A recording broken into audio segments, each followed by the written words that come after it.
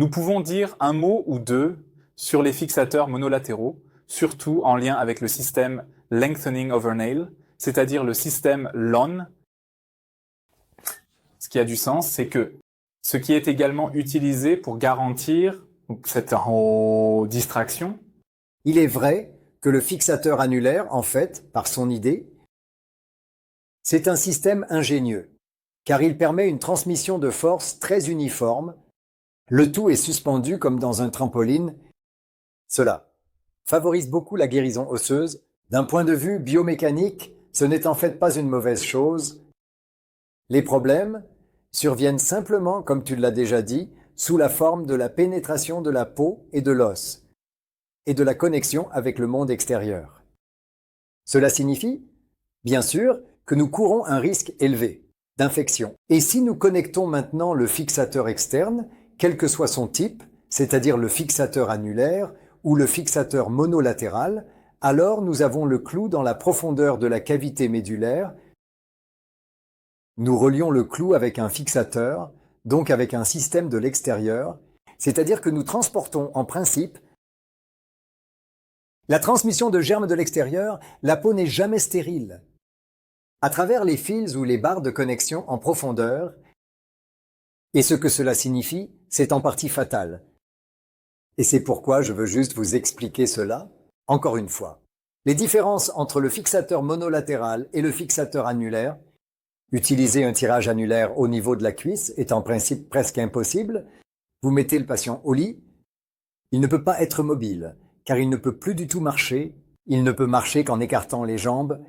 Même s'ils utilisent des systèmes qui ne couvrent que 2/3 ou 3/4 de la circonférence, les jambes ne peuvent toujours pas passer l'une à côté de l'autre. Donc, de la masse que l'on introduit, dans les os, le fixateur annulaire est le plus élégant, mais il n'est déjà pas utilisable au niveau de la cuisse, à cause du volume énorme. Donc, on passe à un système monolatéral en lien avec le long, c'est-à-dire un clou à l'intérieur et un fixateur à l'extérieur. C'est-à-dire que la stabilisation vient seulement d'une seule couche. Et la couche peut, au niveau de la cuisse, c'est maintenant une jambe droite, ne peut venir que de latéral. C'est pourquoi on dit monolatéral. Donc, si je veux réaliser cela, ce n'est pas avec ces fils fins, sous cette forme. Ça ne fonctionnerait jamais. Les fils ne reposent que sur une tension extrême que l'on crée à travers l'anneau, comme un trampoline. Alors, ces fils fonctionnent. Mais si j'introduis des barres ici sur le côté, elles doivent avoir une certaine épaisseur. Donc, elles ont au moins l'épaisseur d'un crayon de designer, donc 5 mm de diamètre. Je les introduis ensuite dans le futur fragment principal supérieur, quand nous voyons ici la section. Dans le fragment principal supérieur, 2 ou 3, des barres épaisses de l'extérieur, de latéral, mono, d'un côté. Et je les introduis dans le fragment principal inférieur, et au milieu, il y a quelque part le clou caché. Alors, vous ne pouvez pas du tout mettre ces broches, ces épais picots, à une distance du clou intramédulaire. Le clou a toujours un point de contact quelque part avec ces broches.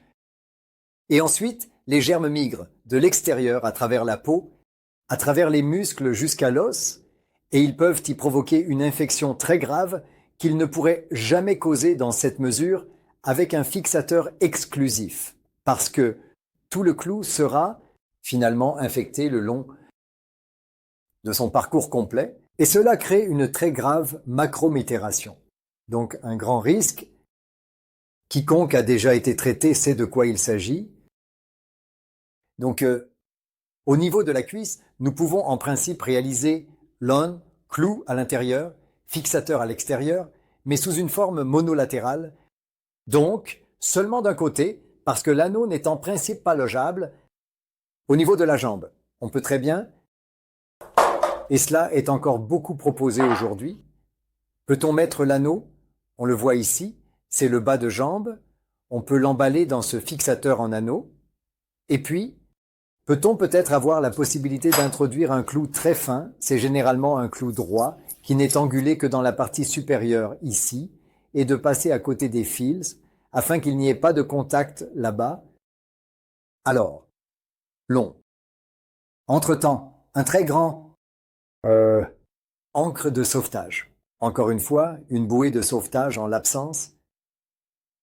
Système interne suffisant. Il faut simplement le dire ainsi. Des systèmes ont disparu de ce groupe de fixateurs internes, donc tout dans ce secteur des clous, en raison de diverses difficultés, tu vas encore le dire, puis ils reprirent à leurs esprits et vendirent maintenant un clou, qui n'a en fait rien à voir avec un clou d'extension, en tant que clou d'extension, en lien avec un mécanisme de transport externe. Vous devez toujours garder deux choses à l'esprit. D'une part, vous avez besoin de la stabilisation et d'autre part, vous avez besoin du transport. C'est la différence avec la fracture. Pour la fracture, vous avez seulement besoin de la stabilisation. Il reconstitue la situation telle qu'elle était, mais ici, il change la situation tous les jours.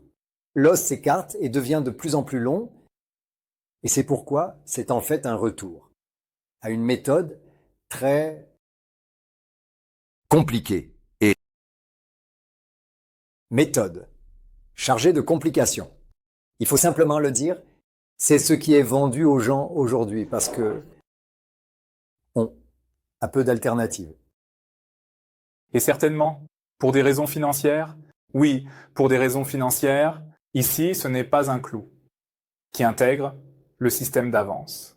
C'est-à-dire que ce n'est rien d'autre qu'un clou de Traumaman solide combiné avec le système de fixateur externe.